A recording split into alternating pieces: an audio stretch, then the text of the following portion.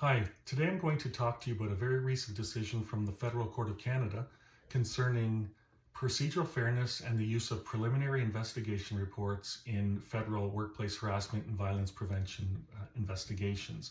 My name is Ken McCarthy. As many of you know, my purpose is to help leaders prevent bad things from happening in their organizations, things like harassment, violence, wrongdoing, and fraud. The decision we're talking about, it's citation 2024 FC as in Federal Court 676. It was issued on May 2nd, 2024. Applicant was Chris Marentet, and the respondent was Attorney General for Canada and the Canada Border Services Agency. And in this case, an investigator completed on behalf of Canada Border Services Agency a workplace harassment violence prevention program investigation. They did not produce a preliminary report, and that's not uncommon. Some departments don't require a preliminary report be created and shared with the parties. I would say, in my experience, it's probably 50-50 amongst departments that I've worked with.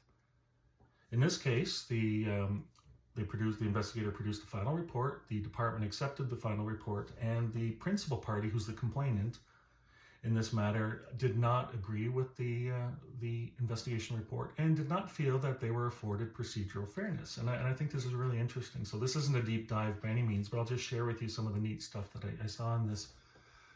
So paragraph 15 of that decision is talking about, the applicant was never given a synopsis or any information about what the responding parties, there are multiple responding parties, the accused or the respondents, and witnesses, what they told the investigator about the allegations.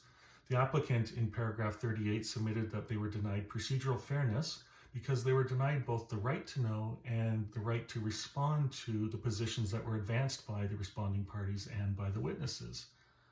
And they went on to further articulate this further in the same paragraph, that they were never shown or given an opportunity to respond to unfavorable, inaccurate, prejudicial, or contradictory statements reported to the investigator by responding party and witnesses.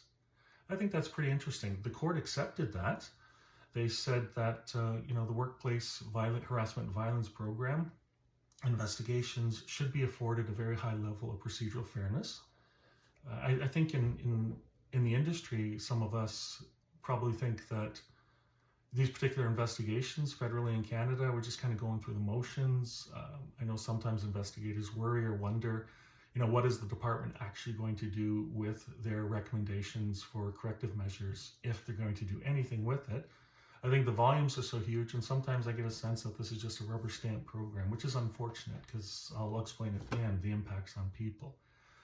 I think a lot of people think of procedural fairness as, well, it's super important, number one, and I think a lot of people think there's a higher expectation or higher standard set for someone who's a respondent or responding party.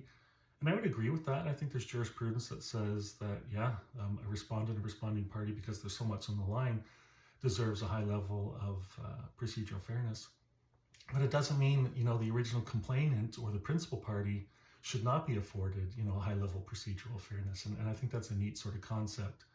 And I remember working on a file recently where I did not need to produce a preliminary investigation report, but information that I had collected from the respondent, from witnesses after the fact, caused me to come back to one of the parties just to verify, just to say, hey, we validated your interview, several months ago. This is some new information that I received. Just want to get your perspectives on it before I proceed to a final report. So it wasn't a preliminary report, but it was that recognition that, hey, there's information here that I think the party should know about and should at least be able to speak to before I go to a final conclusion on it.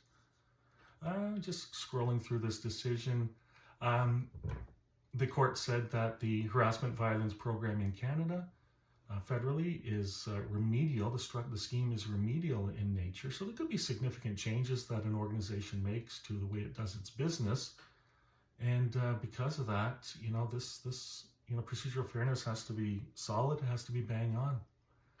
The decision in this case, the court agreed that the principal party, the complainant, was not afforded procedural fairness because they didn't have that chance to see what people said in response to their complaints.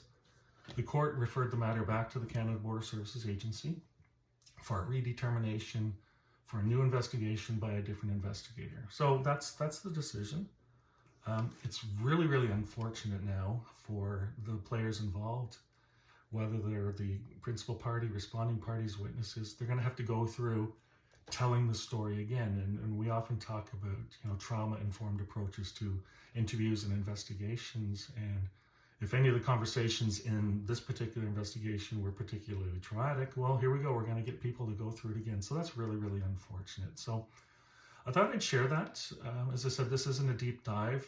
I know for my part, when dealing with my clients federally, if they're not looking for me to produce a preliminary summary of facts or preliminary investigation report, I'm going to, point out this particular decision to them and encourage them that we should do this. And, whether the court did it or not, said it and made this decision or not, I think it's just a really, really good practice.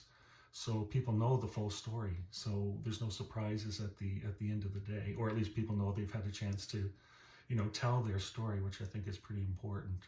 I don't know if this decision is going to be appealed to Federal Court of Appeal.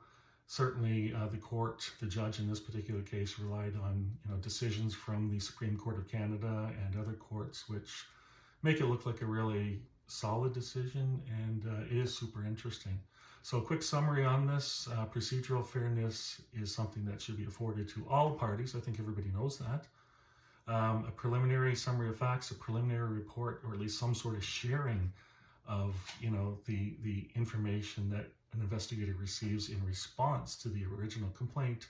I think that's really important, for anybody moving forward. So that's it. Thought I would share that with you.